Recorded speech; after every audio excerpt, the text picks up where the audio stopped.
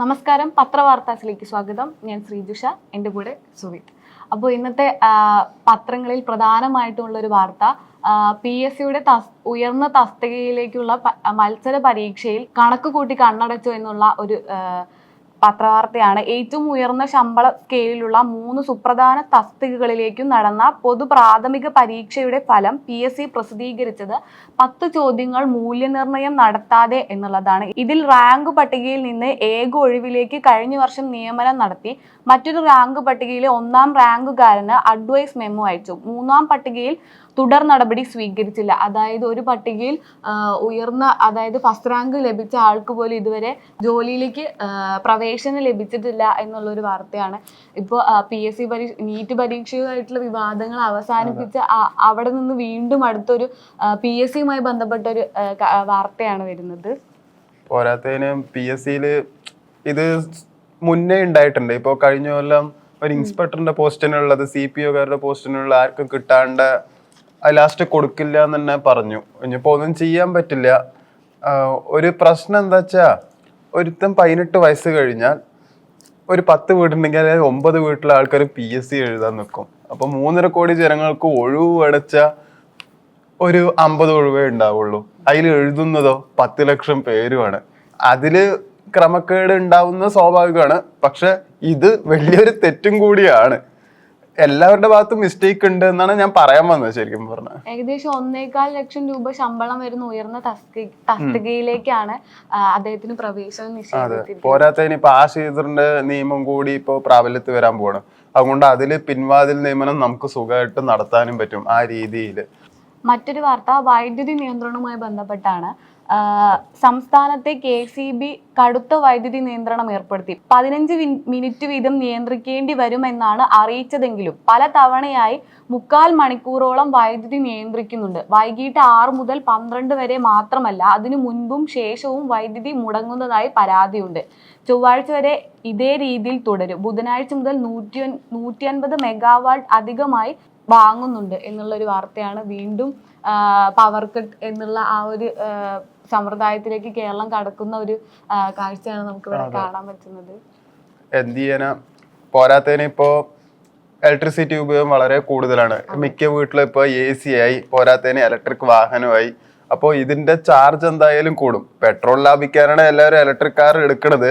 പക്ഷെ അതിൽ വലിയ ലാഭമായിട്ടൊന്നും കാണുന്നുമില്ല. കാരണം പെട്രോൾ അടിച്ച് നമുക്ക് അത്യാവശ്യം എത്ര ദൂരം മണിച്ചാലും പോവാം, അങ്ങനെയുള്ളുണ്ട്. പക്ഷെ ഇലക്ട്രിക് കാർ അങ്ങനെയല്ലല്ലോ. കുറച്ച് നിശ്ചിത സമയം കഴിഞ്ഞാൽ ചാർജും കഴിയും.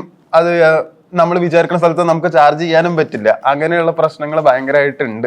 ഇനിയിപ്പോ അത് കൂടിയിട്ട് തന്നെ വരും. വൈദ്യുതിക്ക് വില കൂടാനും സാധ്യതയുണ്ടെന്ന് പറയുന്നുണ്ട്. വാട്ടിന് മറ്റൊരു വാർത്ത വിശദീകരണം തേടി സർക്കാർ എന്നുള്ള പിണറായി വിജയന്റെ ഇന്നലെ വിമാനയാത്ര മുടങ്ങിയതുമായി ബന്ധപ്പെട്ടുള്ള ഒരു വാർത്തയാണ്. പ്രതിപക്ഷ നേതാവ് പിണറായി വിജയന്റെ ഡൽഹിയിൽ നിന്ന് കേരളത്തിലേക്കുള്ള വിമാനയാത്ര മുടങ്ങിയ സംഭവത്തിൽ കേരള ഹൗസിലെ പ്രോട്ടോകോൾ വിഭാഗത്തോട് സംസ്ഥാന സർക്കാർ വിശദീകരണം തേടി. ഉദ്യോഗസ്ഥരോട് റെസിഡന്റ് കമ്മീഷൻ വിശദീകരണം തേടിയിട്ടുണ്ടെന്നും വീഴ്ചയുണ്ടെങ്കിൽ നടപടി ഉണ്ടാകുമെന്ന് കേരള ഹൗസ് വൃത്തങ്ങൾ അറിയിച്ചു. പിണറായി വിജയന് കൃത്യസമയത്ത് വിമാനത്തിൽ കയറാൻ സാധിക്കാതെ വന്നത് ഉദ്യോഗസ്ഥരുടെ അനാസ്ഥയാണെന്നും വിമാന കമ്പനിക്ക് ഇതുമായി ബന്ധമില്ലെന്നും മുന്നേ തന്നെ അറിയിച്ചിരുന്നു. അപ്പോൾ ഇതിനുമായിട്ടുള്ള വിശദീകരണം തേടുകയാണ് അതിന്റെ ഉദ്യോഗസ്ഥർ. വിശദീകരണം നൽകുമെന്നും വീണ്ടും അവർ അറിയിക്കുന്നുണ്ട്.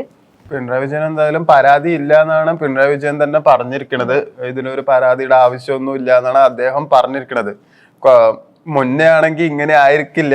ഇപ്പൊ എന്തോ മനംമാറ്റം വന്നിട്ടുണ്ട്. എന്തായാലും നല്ലതാണ്. പക്ഷെ എന്തൊക്കെ പറഞ്ഞാൽ പ്രതിപക്ഷ നേതാവാണ്. അദ്ദേഹത്തിന് അതിൻ്റെതായ ടൈം ഉണ്ടാവും. അവർക്ക് അതിന്റെ തിരക്കുകൾ ഉണ്ടാവും. എങ്ങനെ ഈ വിമാനം മുടങ്ങുകയാണെങ്കിൽ അതിന്റെ അവർക്ക് അവരുടേതായ തിരക്കുകളുള്ള സമയത്താണ് അങ്ങനെ ഒരു അനാസ്ഥ ഉണ്ടായത്. മാത്രമല്ല, ലാസ്റ്റ് അനൗൺസ്മെന്റ് വന്നു കഴിഞ്ഞപ്പോഴാണ് ഫ്ലൈറ്റ് എടുക്കാൻ സമയമായി എന്നുള്ളത് പ്രതിപക്ഷ നേതാവ് അറിയുന്നത് എന്നും ഇന്നലെ തന്നെ അവർ വ്യക്തമാക്കിയിട്ടുണ്ടായിരുന്നു. ഇത് ഉദ്യോഗസ്ഥരുടെ അനാസ്ഥയായി തന്നെയാണ് കേരള ഹൗസും വിലയിരുത്തുന്നത്. എന്നൊക്കെ പറഞ്ഞ ഒരു സ്ഥാനത്തിരിക്കുന്ന വ്യക്തിയല്ല, അവർക്ക് അതിൻ്റെതായ ഒരു ഇത് വേണം എങ്ങനെയായാലും. പിന്നെ അടുത്ത ഒരു വാർത്തയാണ്. തിരുമല സുപ്രഭാത സേവയിൽ ആനന്ദ് അംബാനി തലമുണ്ടനം ചെയ്ത് വഴിപാട് നടത്തി. എല്ലാവരും അറിഞ്ഞിട്ടുണ്ടാവും ആനന്ദ് അംബാനി വന്നിട്ട് മൊട്ടയടിച്ച കാര്യം. എനിക്ക് ഇത് പറഞ്ഞപ്പോൾ ഓർമ്മ വന്നെന്താ വെച്ചാൽ അംബാനി ഇതിനു മുമ്പ് ഒരു കാര്യം പറഞ്ഞിട്ടുണ്ടായിരുന്നു, പണം വരാൻ നിങ്ങൾ എന്താ ചെയ്യേണ്ടതെന്ന് ഒരാള് ഇന്റർവ്യൂവിൽ ചോദിച്ചപ്പോൾ അംബാനി പറഞ്ഞ ഒരു കാര്യമുണ്ട്, നമ്മൾ ആദ്യം വിദ്യയാണ് അഭ്യസിക്കേണ്ടത്, നോളേജിലൂടെയാണ് പണം വരുള്ളൂ എന്ന് പറഞ്ഞാൽ ആദ്യം നമ്മൾ സരസ്വതി ദേവീനെ നമ്മൾ വണങ്ങണത്ര. സരസ്വതി ദേവി കടാക്ഷിച്ചാൽ നമുക്ക് ലക്ഷ്മി ദേവി വരുന്നതാണ്. ലക്ഷ്മി ദേവി ഒരിക്കലും നമ്മൾ പുറം കാലം കൊണ്ട് തട്ടരുത് എന്നാണ് പറയാ. കാരണം ആര് പൈസ തന്നാലും സന്തോഷത്തോടെ കൈനീട്ടി വാങ്ങുക. മിക്ക മിഡിൽ ക്ലാസ് ആയ ആൾക്കാർക്ക് ഈ ഒരു പ്രശ്നമുണ്ട്. അവർ പൈസനെ പലപ്പോഴും ഒരു ഓക്വേർഡ് ആയിട്ടാണ് കാണുന്നതായിട്ട് കണ്ടിട്ടുണ്ട്. അങ്ങനെ ചെയ്യാൻ പാടില്ല. പൈസനെ സ്നേഹിക്കാൻ ആദ്യം പഠിക്കണം. അത് മിക്ക മിഡിൽ ക്ലാസ് ആയ ആൾക്കാർക്കും അറിയില്ല. പൈസനെ സ്നേഹിച്ചാൽ തന്നെ നിങ്ങൾക്ക് പണം വരുള്ളൂ, ഇല്ലെങ്കിൽ നിങ്ങൾ എപ്പോഴും ദാരിദ്ര്യത്തിൽ തന്നെ ജീവിക്കുള്ളൂ. മറ്റൊരു വാർത്ത, കുവൈത്തിലും ബഹ്റൈനിലും ഇറാൻ ഡ്രോൺ ആക്രമണം എന്നുള്ളതാണ്. പരസ്പര ആക്രമണവും പോർവിളിയും ഇറാനും US തുടർന്നതോടെ പശ്ചിമേഷ്യയിൽ വീണ്ടും യുദ്ധപ്രതീതി പടരുന്നു. തെക്കൻ ഇറാനിലെ ഷിഗം ദ്വീപിലും ബന്ദൻലങ്ക തീരനഗരങ്ങളിലും US ബോംബിട്ടതിന് പിന്നാലെ ഇന്നലെ ബഹ്റൈനിലും കുവൈത്തിലും ഇറാന്റെ ഡ്രോൺ മിസൈൽ ആക്രമണം ഉണ്ടായി. 4 മാസം പിന്നിട്ട യുദ്ധം അവസാനിപ്പിക്കാനായി 2 ആഴ്ച മുമ്പേ ഒപ്പിട്ട ധാരണാപത്രം ലംഘിച്ചതായി ഇരുപക്ഷവും പരസ്പരം ആരോപിച്ചു. അവര് രണ്ടുപേരും കരാറ് ലംഘിച്ചിട്ടുണ്ടെങ്കിൽ രണ്ടുപേരും അങ്ങോട്ടും ഇങ്ങോട്ടും ആരോപണങ്ങൾ നടത്തുക തന്നെയാണ് ഇപ്പോഴും ഉള്ളത്. അവിടുത്തെ ജനങ്ങളുടെ അവസ്ഥ വീണ്ടും ദുരിതത്തിലാവാനാണ് സാധ്യത. ഒരിക്കൽ തുടങ്ങിക്കഴിഞ്ഞാൽ പിന്നെ അത് കുറച്ച് ദിവസങ്ങളിലേക്ക് നീണ്ടു നിൽക്കും. അവിടെയുള്ള ആൾക്കാർ യുദ്ധഭീതിയിലൂടെ ജീവിക്കേണ്ട ഒരു സാഹചര്യം ഉണ്ടാവുകയും ചെയ്യും. മാത്രമല്ല അത് ഒരുപാട് ദൂരെയാണെങ്കിൽ പോലും മറ്റു പല രാജ്യങ്ങളെയും അത് ബാധിക്കുന്ന അവസ്ഥ കൂടിയുണ്ട്. തൊഴിലവസരങ്ങൾ നഷ്ടപ്പെട്ടതായിട്ടുള്ള വാർത്തകൾ വന്നിരുന്നു. അതുപോലെ തന്നെ സാധനങ്ങൾക്ക് വില കൂടുന്നത് ഉൾപ്പെടെയുള്ള ഒരുപാട് പ്രശ്നങ്ങൾ ഇവരുടെ ഡ്രോൺ ആക്രമണങ്ങൾ മൂലം ഇന്ത്യയിൽ വരെ നേരിട്ട് തുടങ്ങിയിട്ടുണ്ട്. കുവൈറ്റില് ഇന്നലെ ബോംബിട്ടു എന്നാണ് അറിഞ്ഞത്. അപ്പൊ അതിൽ പറയുകയും ചെയ്തല്ലോ, മിക്കപ്പോഴും കുവൈറ്റിലെ എയർപോർട്ടിലാണ് ബോംബ് ഇടുന്നത്. എപ്പോഴും അങ്ങനെ തന്നെയാണ്. എന്താണാവോ എയർപോർട്ടിൽ ഇരിക്കണാവോ. അടുത്തതായി തൂഫാനുമായി ബന്ധപ്പെട്ട മറ്റൊരു വാർത്തയാണ്. 10 ലക്ഷം വ്യാപാരികളെ തൂഫാൻ വേരിയേഴ്സായി പ്രഖ്യാപിച്ച് മന്ത്രി രമേശ്. 10 ലക്ഷത്തോളം വരുന്ന കേരളത്തിലെ വ്യാപാരികളെ തൂഫാൻ വേരിയേഴ്സായി മന്ത്രി രമേശ് ചെന്നിത്തല പ്രഖ്യാപിച്ചു. കേരള വ്യാപാരി വ്യവസായ ഏകോപന സമിതി നടപ്പിലാക്കുന്ന തൂഫാൻ ലഹരിക്കെതിരെ ഒരുമിക്കാം പദ്ധതിയുടെ സംസ്ഥാന ഉദ്ഘാടനം നിർവഹിക്കുകയായിരുന്നു അദ്ദേഹം. തൂഫാൻ വീണ്ടും അതിലേക്ക് വേരിയേഴ്സിന് കൂട്ടിക്കൊണ്ടിരിക്കുകയാണ് കൂടുതൽ ആളുകളെ. പക്ഷെ ഈ അടുത്തായിട്ട് ഇന്നലെ വരെ 8 പേരെ, സ്ത്രീകളടങ്ങുന്ന ഒരു 6 പേരടങ്ങുന്ന സംഘത്തെ തൃശ്ശൂരിൽ നിന്ന് 308 കിലോ ലഹരി മരുന്നുകളായിട്ട് പിടികൂടിയിരുന്നു. അങ്ങനെ ഒരു സാഹചര്യത്തിലാണ് അവരുടെ ആ ഒരു വ്യാപ്തം വർദ്ധിപ്പിക്കാൻ വേണ്ടിയിട്ട് വ്യാപാരികളെ കൂടി അതിൽ ഉൾപ്പെടുത്തിക്കൊണ്ടുള്ള മന്ത്രിയുടെ പുതിയ പദ്ധതി വന്നിരിക്കുന്നത്. പിന്നെ അടുത്തൊരു ബിസിനസ് ന്യൂസ് ആണ്. കുതിച്ചുയർന്ന റബ്ബർ വില താഴേക്ക്. അത്യാവശ്യം 250 രൂപ മറ്റേ റബ്ബറിനായതാണ്. ഇനിയിപ്പം 300 ആവുമെന്ന് എല്ലാ റബ്ബർ കർഷകരും വിചാരിച്ചിട്ടുണ്ടായിരുന്നു. അങ്ങനെ ആവുമെന്ന് പറഞ്ഞിട്ടുണ്ടായിരുന്നു. പക്ഷെ എന്തായാലും മഴ ആയതുകൊണ്ട് താഴേക്ക് വന്നിരിക്കുകയാണ്. എല്ലാം 200. ബാങ്കോക്കിലാണ് ഏറ്റവും കൂടുതൽ ഇപ്പോൾ വിലയുള്ളത്, 287. പോരാത്തതിന് നമ്മുടെ ഇവിടെ 13 രൂപയാണ് ശരിക്കും പറഞ്ഞാൽ കമ്മിയായിരിക്കണം. അതുകൊണ്ട് 272 264 താഴ്ന്നിട്ടുണ്ട്. പിന്നെ മഴയായതും കൊണ്ട് ഇപ്പൊ എല്ലാവർക്കും വെട്ടാൻ കുറച്ച് ബുദ്ധിമുട്ട് ഉണ്ടാവും. അതിപ്പോ ഒന്നും പറഞ്ഞിട്ട് കാര്യമില്ല. പിന്നെ അത് വെട്ടാണ്ടിരുന്ന അതും വലിയ പ്രശ്നം തന്നെയാണ്. റബ്ബർ കർഷകർക്ക് അത് നല്ല അടി തന്നെയാണ്. കുറെ കാലമായിട്ട് റബ്ബർ കുറച്ച് താഴെയായിരുന്നു. ഇപ്പൊ അത് കുറച്ചും കൂടി നല്ല രീതിയിൽ ഉയർന്നാണ്. പക്ഷെ ഇപ്പൊ വീണ്ടും താഴേക്ക് വന്നിട്ടുണ്ട്. ആരും ആശങ്കപ്പെടേണ്ട.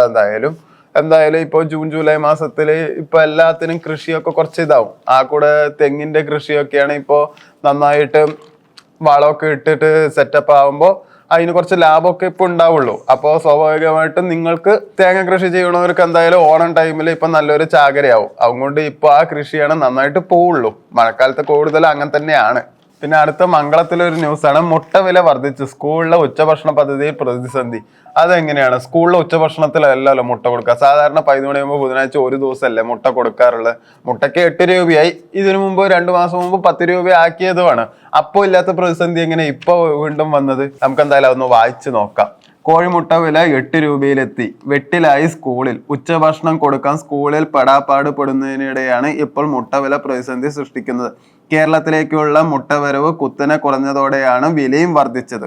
പൊതുവിപണിയിൽ 6 രൂപയുണ്ടായിരുന്ന മുട്ടയ്ക്ക് രൂപയാണ് വർദ്ധിച്ചത്. കഴിഞ്ഞ ഏപ്രിൽ മെയ് മാസങ്ങളിലുണ്ടായിരുന്ന കടുത്ത ചൂടിൽ ഫാമുകളിൽ കോഴി കൂട്ടത്തോടെ ചത്തൊടുങ്ങുകയായിരുന്നു. ഇത് മുട്ട ഉൽപാദനത്തിൽ 25% ഇടിവാണ് വരുത്തിയത്. ഇതോടെ മുട്ട വില കുത്തനെ ഉയർന്നു. മുട്ട വില കൂടുമ്പോൾ ആഴ്ചയിൽ ഒരു ദിവസം കുട്ടികൾക്ക് മുട്ട നൽകുന്നത് വലിയ പ്രതിസന്ധിയാവുമെന്നാണ് പ്രധാന അധ്യാപകർ പറയുന്നത്. സാധാരണ പണ്ട് ഞാനൊക്കെ സ്കൂളിൽ പഠിക്കുമ്പോൾ കഞ്ഞിയും ചെറുപയറും ആയിരുന്നു.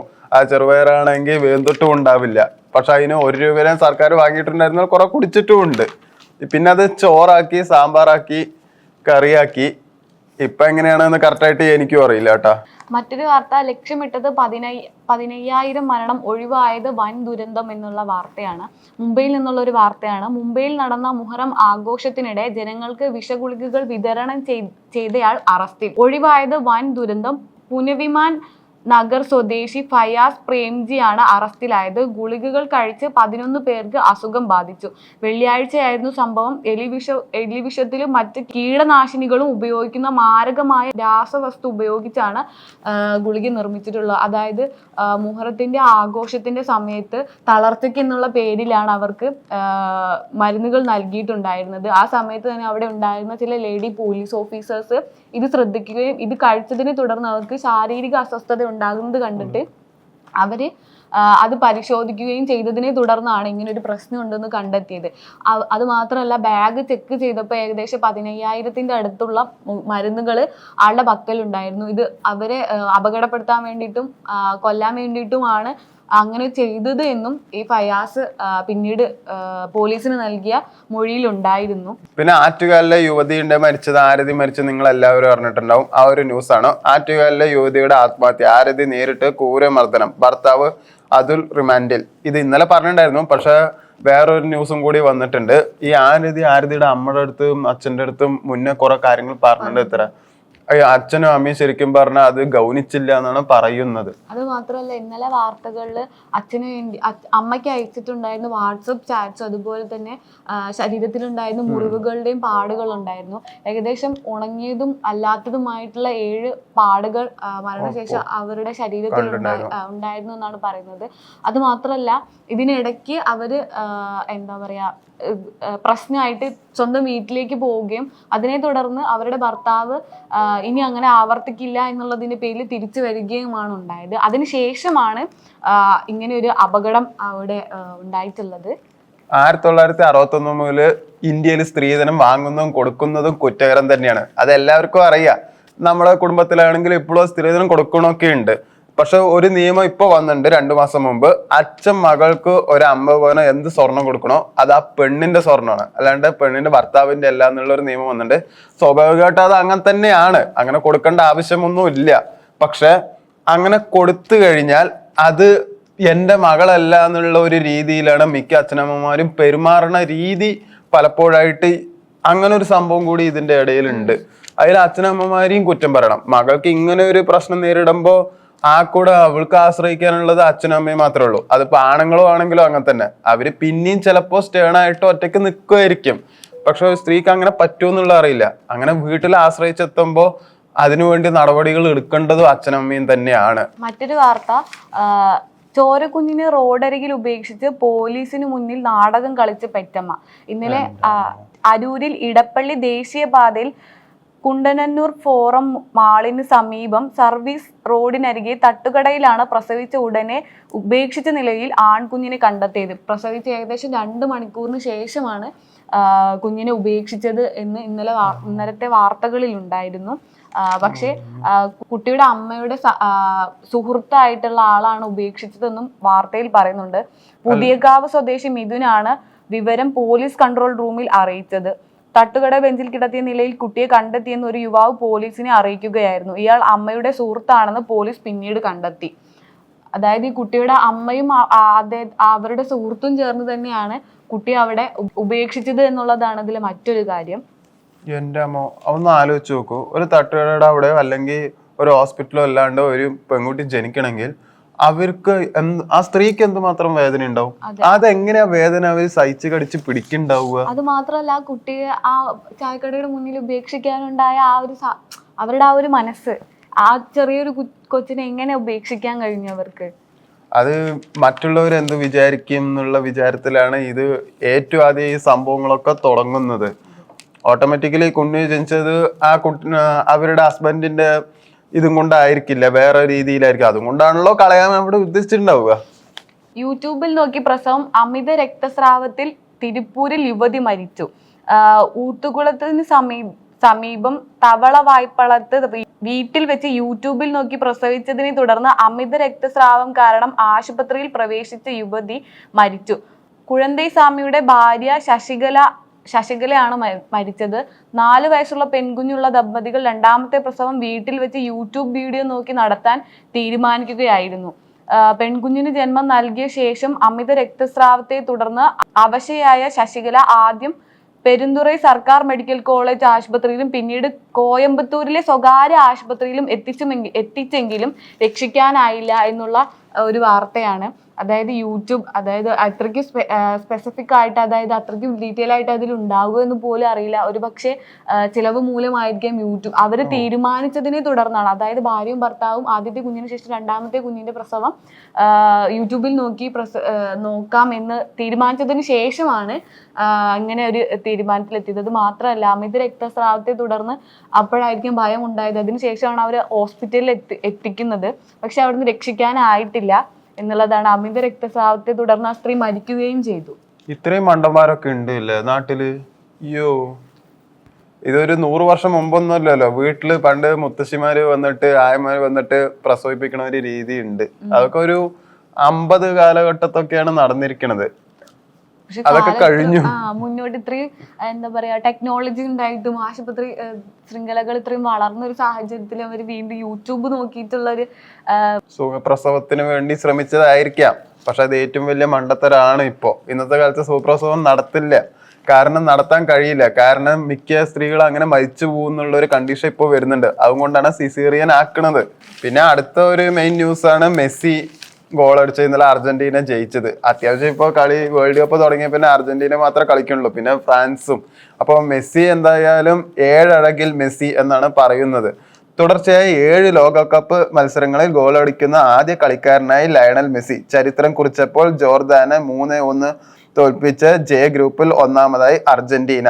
60-ാം മിനിറ്റിൽ പകരക്കാരനായി കളത്തിലിറങ്ങിയ മെസ്സി 80-ാം മിനിറ്റിലാണ് ഫ്രീ കിക്കിലൂടെ ലോകകപ്പിലെ തന്റെ 6ാം ഗോൾ നേടിയത്. അത് ശരിയാ, ഇന്നലത്തെ കളിയിൽ 60 മിനിറ്റ് വരെ അർജന്റീന അങ്ങനെ കളിച്ചില്ല എന്നല്ല, 2 ഗോളിലാണ് നിന്നുണ്ടായിരുന്നത്. 80-ാം മിനിറ്റ് വന്നിട്ട് ഒരു ഗോൾ അങ്ങോട്ട് ഇട്ടു. അത് പിന്നെ എല്ലാവരും പ്രതീക്ഷിക്കുന്നതാണ്. ഇത് പറഞ്ഞപ്പോൾ ഓർമ്മ വന്നു, പണ്ട് ബ്രസീലിൽ ഒരു റൊണാൾഡീനോ പറഞ്ഞിട്ട് ഒരു കളിക്കാരൻ ഉണ്ടായിരുന്നു. ഒരു റൊണാൾഡോ ഉണ്ടായിരുന്നു, മൊട്ടയടിച്ച ഒരു റൊണാൾഡോ ഉണ്ടായിരുന്നു, റൊണാൾഡീനോ ഉണ്ടായിരുന്നു. അപ്പൊ ഈ റൊണാൾഡീനോന്റെ മെസ്സി കളിക്കാൻ നിൽക്കും. അന്ന് ബ്രസീൽ എപ്പോഴും ജയിക്കുള്ളൂ, അർജന്റീന എപ്പോഴും തോൽക്കുകയായിരുന്നു. കാരണം റൊണാൾഡീനോന്റെ മുന്നിൽ ഒരിക്കലും വിജയിക്കാൻ പറ്റിയിട്ടില്ല. അന്ന് മെസ്സിയൊക്കെ മുടി വളർത്തി നടക്കണ ഒരു കാലമായിരുന്നു. ആ ഒരു 2003 ആ ടൈമിലുള്ള ഇതാണ്. പിന്നെ കക്ക വന്നു, പിന്നെ അങ്ങോട്ട് ബ്രസീൽ പോയി മൊത്തത്തില്. ഇപ്പൊ അർജന്റീനയാണ് സ്റ്റാർ ആയിട്ട് നിൽക്കണത്. പക്ഷെ അന്ന് റൊണാൾഡീനോന്റെ കാലിന്ന് പന്ത് എടുക്കാൻ മെസ്സിക്ക് കഴിഞ്ഞിട്ടില്ല. അത്രയും നല്ല പ്ലെയർ ആയിരുന്നു.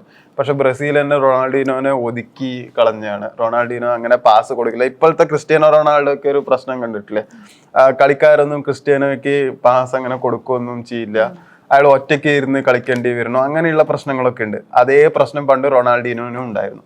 പിന്നെ പ്രതീക്ഷിക്കാത്ത ഒരു സംഭവം നടന്നിട്ടുണ്ട്. നോക്ക് ഔട്ടിൽ ആദ്യമായിട്ട് കോങ്കോ ടീം എത്തിയിരിക്കുകയാണ്. അവര് ഇതിനു മുമ്പ് കളിയും കണ്ടിട്ടില്ല, അവർ ഇതിനു മുമ്പ് കളിച്ചിട്ടില്ല എന്നാണ് എൻ്റെ ഒരു നിഗമനം. എനിക്കത് കറക്റ്റായിട്ട് അറിയില്ല. പക്ഷെ എന്തായാലും അവർ ആദ്യത്തെ കളി തന്നെ അവര് ഫുട്ബോളിൽ നോക്ക് ഔട്ടിൽ എത്തിയിട്ടുണ്ട്. കോങ്കോ ടീം നമ്മളാരും പ്രതീക്ഷിച്ചിട്ടില്ല. പക്ഷെ അവരുടെ കളി കാണുമ്പോൾ അവര് എല്ലാവരെയും മറിച്ചിടുന്ന തന്നെ തോന്നുന്നത്. ഒരു ഓട്ടമാണ്, എന്തൊരു സ്പീഡാ അവർക്ക്. ഇന്ന് വൈകുന്നേരം ബ്രസീലിന്റെ കളിയുണ്ട്. ബ്രസീലും ജപ്പാനുമാണ്. ജപ്പാൻ നല്ല ഫോമിലാണ് ഇപ്പോൾ. അതൊരു കുറച്ച് പോട്ടി എന്നുള്ള ഒരു കളി തന്നെയാണ് ഇന്നുള്ളത്. പിന്നെ അടുത്ത നാളെയാണ് ജർമ്മനീന്റെ കളിയുള്ളത്. ഹോളണ്ടും നാളെ കളിക്കുന്നുണ്ട്. ഐവറി കോസ്റ്റ് നോർവേ നാളെ കളിക്കുന്നുണ്ട് കേട്ടോ. നോർവേ അത്യാവശ്യം നല്ല ടീമാണ്. പിന്നെ നല്ലൊരു കളി കാണണമെങ്കിൽ ഫ്രാൻസിന്റെ ജൂലൈ 1 ഫ്രാൻസും സ്വീഡനായിട്ട് കളിയുണ്ട്. രാവിലെ 2:30-ക്കാണ്. നമുക്ക് എന്തായാലും ഹൈലൈറ്റ്സ് കാണാം. പിന്നെ അതിപ്പോ നടക്കുള്ളൂ. അപ്പൊ ഇതൊക്കെയാണ് ഫുട്ബോളിലെ നമ്മുടെ സ്പോർട്സിലും വിശേഷം ഉള്ളത്. സ്വിഫ്റ്റ് ഭൂമിയിൽ പതിക്കുന്നത് തടയാൻ നാസ എന്നുള്ള വാർത്തയാണ്. ഭൂമിയിലേക്ക് പതിച്ചുകൊണ്ടിരിക്കുന്ന സ്വിഫ്റ്റ് ബഹിരാകാശ ദൂരദർശിനിയെ വീണ്ടെടുക്കാനുള്ള ദൗത്യം പ്രഖ്യാപിച്ച് നാസ. അതിന്റെ ഭാഗമായി ഈ ആഴ്ച തന്നെ റോബോട്ടിക് ദൗത്യത്തെ ബഹിരാകാശത്തേക്ക് അയക്കും. ഏകദേശം 250 കോടി രൂപയാണ് രക്ഷാദൗത്യത്തിന്റെ ചിലവ്. പ്രപഞ്ചത്തിലെ ഏറ്റവും വലിയ സ്ഫോടനങ്ങളെ കുറിച്ച് പഠിക്കുന്ന ബഹിരാകാശ ദൂരദർശിനി യൂണിറ്റ് ആണ് സ്വിഫ്റ്റ്. ഈ പേടകം ഭൂമിയിൽ പതിക്കാതിരിക്കാൻ കൂടുതൽ ഉയർന്ന ഭ്രമണപഥത്തിലേക്ക് മാറ്റുകയാണ് നാസയുടെ ലക്ഷ്യം. ഇതിനു മുമ്പ് അങ്ങനെയൊക്കെ സംഭവിച്ചിട്ടുണ്ട്. പക്ഷെ അപ്പോഴും ബഹിരാകാശത്ത് നമ്മുടെ സയന്റിസ്റ്റുകൾ പോയിട്ട് അതിനെ മാറ്റൂ എന്നൊക്കെ പറഞ്ഞിട്ട് വീഡിയോസ് ഞാൻ കണ്ടിട്ടുണ്ട്. ന്യൂസായിട്ട് അങ്ങനെ കേട്ടിട്ടില്ല.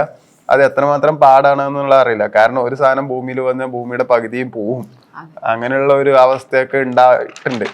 അത് ഇപ്പോഴൊന്നും അല്ല, ഡൈനോസറിന്റെ കാലത്താണ് അങ്ങനെയൊക്കെ ഉണ്ടായിരിക്കണത്. അത് പേടകമാണെങ്കിൽ അന്ന് ആസ്ട്രോയിഡ് ആണ്, ഇന്നത് പേടകമാണെന്ന് മാത്രമേ ഉള്ളൂ. മറ്റൊരു വാർത്ത, ട്രോളിംഗ് നിരോധനം പ്രാബല്യത്തിൽ വന്നതോടെ മാർക്കറ്റിൽ സുലഭമായി അന്യ സംസ്ഥാനങ്ങളിൽ നിന്നുള്ള മീനുകൾ, മാസങ്ങളുടെ പഴക്കമുള്ള മീനുകളും അതിർത്തി കടന്ന് എത്തുന്നുണ്ട്. എന്നാൽ മീനുകളുടെ പഴക്കം, ഗുണനിലവാരം സംബന്ധിച്ചുള്ള പരിശോധനകൾ നടക്കുന്നില്ല. കഴിഞ്ഞ ആഴ്ചയാണ് കോട്ടയത്ത് ഷാപ്പിൽ നിന്ന് വാങ്ങിയ മീൻ തലക്കറി കഴിച്ച് ഭക്ഷ്യ വിഷബാധയേറ്റ് യുവാവ് മരിച്ചത്. അതായത് ട്രോളിംഗ് നിലനിൽക്കുന്ന ഒരു സാഹചര്യത്തിൽ അന്യ സംസ്ഥാനത്ത് നിന്നുള്ള മീനുകൾ, അതായത് ഫിഷ് ഒരുപാട് നമ്മൾ എത്തുന്നുണ്ട്. അത് എത്ര കാലം പഴക്കമുള്ളതാണ് എന്ന് അന്വേഷിക്കുന്നില്ല. അതുമൂലം തന്നെ ഒരുപാട് പേർക്ക് ഫുഡ് പോയ്സൺ പോലുള്ള പ്രശ്നങ്ങൾ ഉണ്ടാവുകയും അത് മരണത്തിന് വരെ കാരണമാകുകയും ചെയ്യുന്നുണ്ട്. അത് കൂടുതൽ ശ്രദ്ധിക്കേണ്ട കാര്യം തന്നെയാണ്. ട്രോളിംഗ് ആയിട്ടും അയിലക്ക് ഇപ്പോഴും 150 രൂപയാണ്. അപ്പോഴേ നിങ്ങൾ ആലോചിക്കണം എന്തും കൊണ്ടാണ് ഈ ട്രോളിംഗ് ആയിട്ട് അയില 150 രൂപയ്ക്ക് കിട്ടണം എന്നുള്ളത്. കാരണം അത് പഴയതാണ്, എങ്ങനെയെങ്കിലും വിൽക്കാനാണ് അവർ ശ്രമിക്കുന്നത്. പക്ഷെ മത്തിക്ക് അങ്ങനെയല്ല. മത്തിക്ക് ഇപ്പൊ 320 രൂപ എന്തായാലും അവർ ഈടാക്കുന്നുണ്ട്. കാരണം മത്തി നമ്മുടെ അറേബ്യൻ സീന്നേ കിട്ടുള്ളൂ. അത് വേറെ സംസ്ഥാനത്ത് നിന്ന് എന്തായാലും കൊണ്ടുവരാൻ പറ്റില്ല. അതുകൊണ്ടാണ് അതിന് ഇത്രയും വില കൂടുന്നതും. അതുകൊണ്ട് മീന് നിങ്ങൾ വറക്കാനിടുമ്പോൾ അത് പൊട്ടും ആദ്യം തന്നെ. അങ്ങനെയാണെങ്കിൽ അത് പഴയതാണ് എന്നുള്ളത് നിങ്ങൾ ആദ്യം മനസ്സിലാക്കണം. കറി വെക്കണതിനെക്കാട്ടിലും നല്ല വറുത്ത് കഴിക്കുകയാണെങ്കിൽ നിങ്ങൾക്കത് നല്ലതാണോ മോശമാണോ എന്നുള്ളത് പെട്ടെന്ന് മനസ്സിലാക്കാനെങ്കിലും കഴിയും. ഇന്നത്തെ പത്രവാർത്തകൾ ഇവിടെ അവസാനിക്കുന്നു. വീണ്ടും പത്രവാർത്തകളുമായി നാളെ കാണാം. നന്ദി.